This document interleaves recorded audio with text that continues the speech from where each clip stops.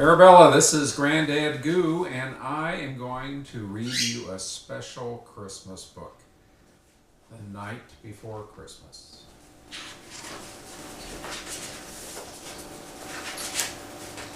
One of my favorites. 'Twas the night before Christmas, when all through the house not a creature was stirring, not even a mouse. The stockings were hung by the chimney with care, in hopes that St. Nicholas soon would be there.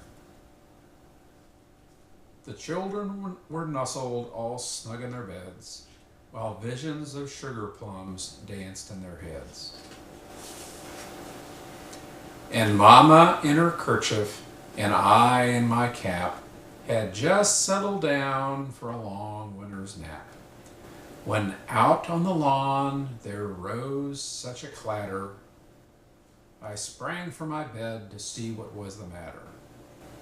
Away to the window I flew like a flash, tore open the shutters, and threw up the sash. The moon on the breast of the new fallen snow gave a luster of midday to objects below. When what to my wondering eye should appear but a miniature sleigh and 8 tiny reindeer, with a little old driver so lively and quick, I knew in a moment it must be Saint Nick.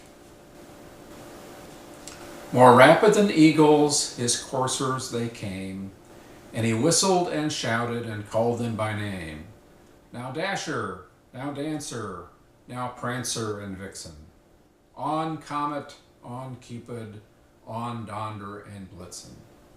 To the top of the porch, to the top of the wall, now dash away, dash away, dash away all. As dry leaves that before the wild hurricane fly, when they meet with an obstacle, mount to the sky. So up to the housetop the coursers they flew, with a sleigh full of toys and St. Nicholas too. And then in a twinkling I heard on the roof the prancing and pawing of each little hoof. As I drew in my head and was turning around, down the chimney St. Nicholas came with a bound. He was dressed all in fur from his head to his foot, and his clothes were all tarnished with ashes and soot. A bundle of toys he had flung on his back, and he looked like a peddler just opening his pack. His eyes, how they twinkled, his dimples how merry. His cheeks were like roses, his nose like a cherry. His droll little mouth was drawn up like a bow, and the beard on his chin was as white as the snow.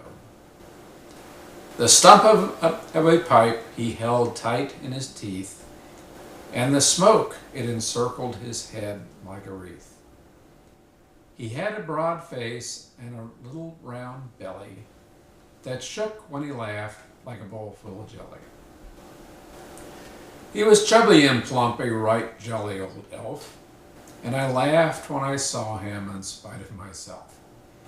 A wink of his eye and a twist of his head soon gave me to know I had nothing to dread.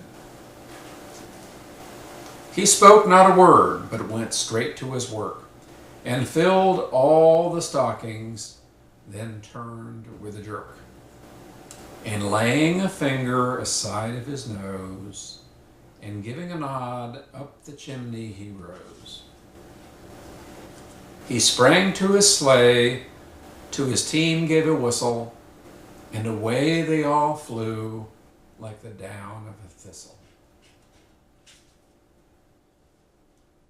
But I heard him exclaim as he drove out of sight, "Happy Christmas to all, and to all a good night." Wasn't that neat?